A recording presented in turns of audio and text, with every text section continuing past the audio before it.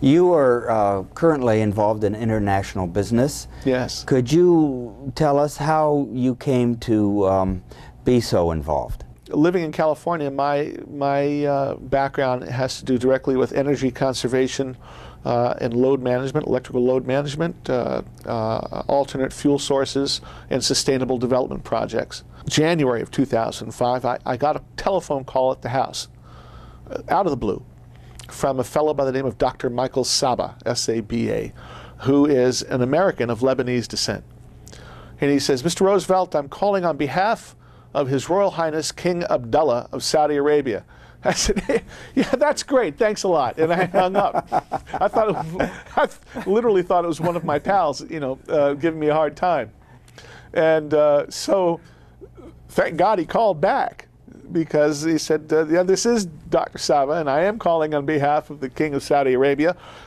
He's calling because this February is going to be the 60th anniversary of the first meeting of Franklin Delano Roosevelt and the first king of Saudi Arabia, King Ibn Saud bin Abdullah bin Abdulaziz. And so the king has wanted to create an organization, a non-governmental organization, non-political, even though that we all know that there is no non-political anything in life, but as much as it can be. And this organization will be called Friends of Saudi Arabia, and it will be a nonprofit based in Washington, D.C. And what he would like to do is, due to the fact that our elected officials here in the United States and a lot of their diplomats and folks over in the Mideast seem to be having a very difficult time reconnecting between Saudi Arabia and the United States. And there are a lot of insurgent countries that are continuing to drive a wedge between us, that he would like to try to find some way of rebuilding bridges of friendship. And the way that he'll go about doing that is to create this entity and have the grandson of Franklin Roosevelt, which would be me, and the grandson of the first king, which is the king's son, Prince Abdulaziz bin Abdullah.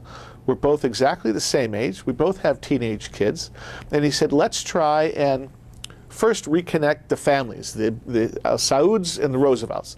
And if that works, then maybe the two of you can work shoulder to shoulder to just do nothing more but cultural awareness programs throughout the United States to demonstrate the long history between Saudi Arabia and the United States, starting with my grandfather, Franklin Roosevelt. Both Desert Storms were started off of their soil. They've always tied their Saudi rial, their monetary system, to the dollar. They've never failed us there. They've always been responded to us when we've asked them for help. And so we started this organization in '05, and we went to universities, to organizations throughout the United States. Now, folks on the East Coast and West Coast probably haven't heard a lot about Friends of Saudi Arabia, and that was by design, because we wanted to go to the middle of the United States, to the heartland of this country, where people, the only information that they have about the Kingdom of Saudi Arabia is what they see on the TV set, which isn't at all flattering. And there's a vast difference between the reality of what does go on in Saudi Arabia and their attitude towards us, and what is being portrayed to us via the media, to the better. So we would go to Fargo, North Dakota, and have a 3-day event where it would be all about the Arabian culture, and we set up a whole complete souk, a souk, an open-air shopping center, and have people feel, taste, smell the sounds of Saudi Arabia. We'd go to North Dallas University, Portland, Oregon, in places like that are, and it was really quite astounding when we would have in Fargo, for instance, we had a couple of busloads of folks come in from retirement communities, and the body language was just fabulous. Here was mom and dad, grandma and grandpa. Grandpa was, what the heck am I doing here, kind of thing, and then the grandma was next to him, oh, you just listen, you just pay attention, that type of thing going on. And by the end of the evening, that same individual that was the body language was saying, "Are there senior tours available to go to Saudi Arabia? We'd like to find out more," and with no exaggeration. It was, and the bottom line to that was people would leave our events knowing that at least there was one nation over there, the Kingdom of Saudi Arabia, that, for lack of better way to articulate it, that didn't want to see us dead, and that they were supportive of us. They loved us. They send their children here to be educated, and that's just one less thing that someone has to go to bed at night worrying about. Have you considered doing a similar program in Georgia? Well, sure. We just haven't gotten around to it yet. We've done about half a dozen such events, and we've grown the membership to the organization to about 5,000 people. And these are folks like you and I. These aren't ambassadors and leaders of industry. These are just folks that soccer families and baseball families and retirees that want to keep abreast of what's going on. We send out a newsletter, and it's just that simple, and it's for them to help them keep abreast of what's happening. Based on your travels, how do you feel U.S.-Saudi relations are at the moment? Here you've talked about the kind of people-to-people exchanges and friendship, but yes. just generally, how do you find it? Well, when my first trip there in September of 2005, I didn't know anything about the Mideast, didn't know anything about Saudi Arabia or its people, just what again, like the rest of us, we hear on the TV. And also really much about the mission that I was on, that it has now grown into. After my first trip there, which the first trip was mainly out of family responsibility.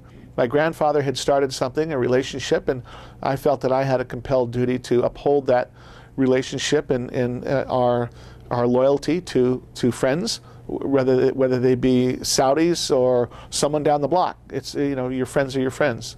And so after that first trip, it turned into more of a passion for me. I found the people of Saudi Arabia specifically to be tremendously warm, very genuine. They'll tell you exactly what they're thinking. They are honor and word bound. I've seen a $50 million deal done on a handshake, literally, and seen work commence, and then 6 months after the work is commenced, the paperwork shows up for the signing.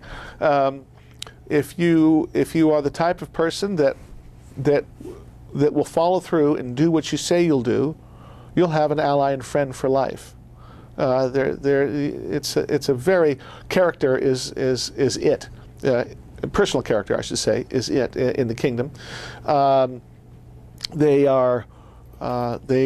Family, I think, is number one after God.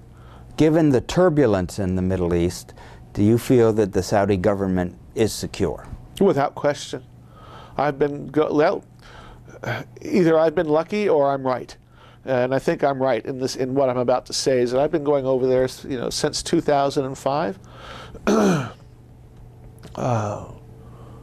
As looking at me as you see me right now, you can imagine I probably would stand out over there. With, if not the red hair, it's got to be the white skin, one of the two. And you don't see a whole lot of that over there. I feel more than comfortable walking around the streets at night, wandering through the souks and the marketplaces. I don't find, what I don't find is attitude of any kind. I don't find negativity, looks or feelings. What I do find is just tremendous curiosity. What do you do? Why are you here? Are you married? Do you have children? What do they do? Your wife works? Your wife, what does she do? How does she do that? How does she learn to do that? Those types of things, just tremendous positive curiosity.